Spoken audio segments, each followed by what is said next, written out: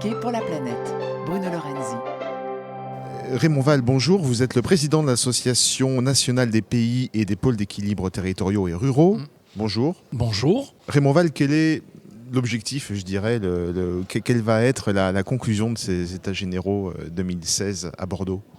D'abord, c'est d'avoir fait, comme chaque année, le point entre toutes ces forces qui sont dans ces territoires, d'avoir permis qu'ils puissent échanger sur leurs projets, sur leurs innovations qu'ils souhaitent partager, parce que c'est des formidables territoires de solidarité et d'échange.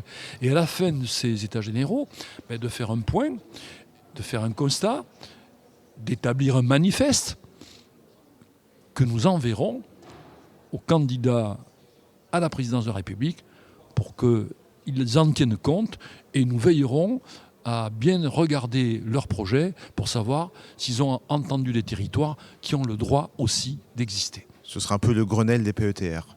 Exactement ça.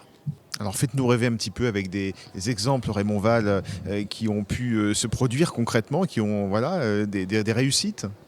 La première réussite, par exemple, c'est que l'an dernier, quand on a fait les États généraux à Tours, le fondateur du Guide du Routard est venu, Philippe Gouagen, qui est là encore aujourd'hui, et a été conquis par le discours qu'il a entendu sur ce qu'était cette initiative des pays PETR. Et tout d'un coup, il a pris la parole dans l'assistance, il a dit voilà, je ne vois pas pourquoi je continuerai à faire des guides du routard qui vont être plus importants que le code civil, puisque en plus, comme on a élargi les périmètres des régions, mais c'est des territoires immenses, alors que dans ces territoires de région, il y a des pépites.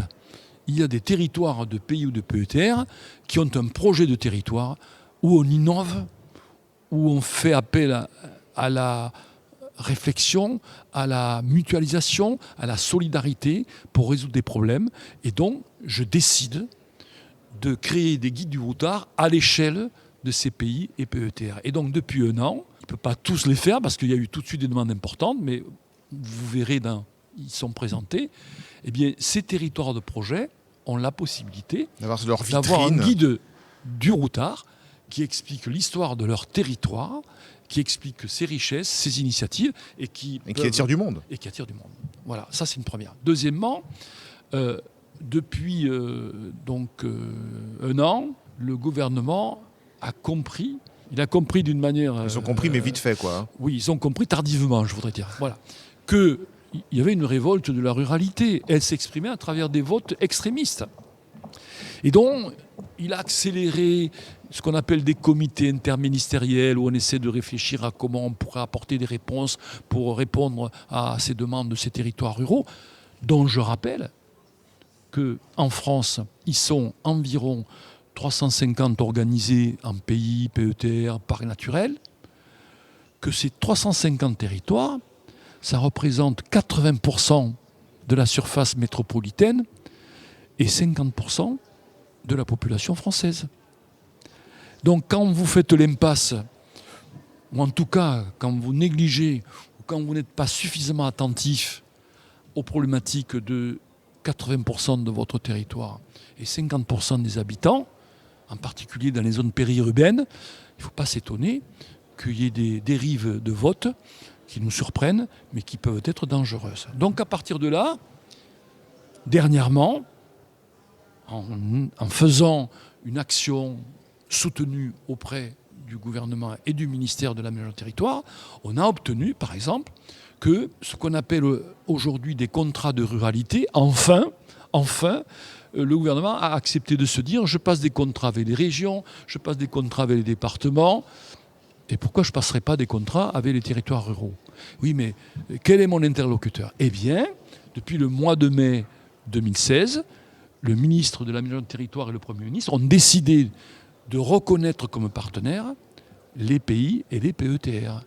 Et donc, aujourd'hui, toute la France est engagée dans l'élaboration de ces contrats de ruralité qui seront signés à la fin de l'année ou en début de 2017 avec les PETR qui représentent en moyenne 70 000 habitants. Donc, c'est quand même déjà un résultat significatif. Donc vous avez vos guides de routard et votre amendement, votre convention avec le gouvernement. Voilà, c'est déjà pas mal. Et puis surtout, les États généraux et ceux-là en particulier, ils se tiennent à un moment important de notre histoire. Parce que les élections sont là. Et donc, c'est aussi en réunissant 600 personnes qui représentent 255 territoires sur les 350, 70%, c'est un moyen de dire aux futurs candidats, nous existons. Et il y a moyen de peser. Qu'il faut nous entendre. Et que d'abord, il ne faudra pas revenir sur déjà ce qui a été acquis très difficilement, mais qui existe. Les contrats de ruralité, le fait que le PETR est inscrit dans la loi, et le fait qu'il est éligible à des dispositifs de financement. Parce que si celui qui va être élu et son gouvernement qu'il formera pour faire des économies se dit demain matin, moi tout ça, ça coûte trop d'argent, j'en veux plus, là c'est dramatique. Donc ce que l'on veut, c'est être entendu.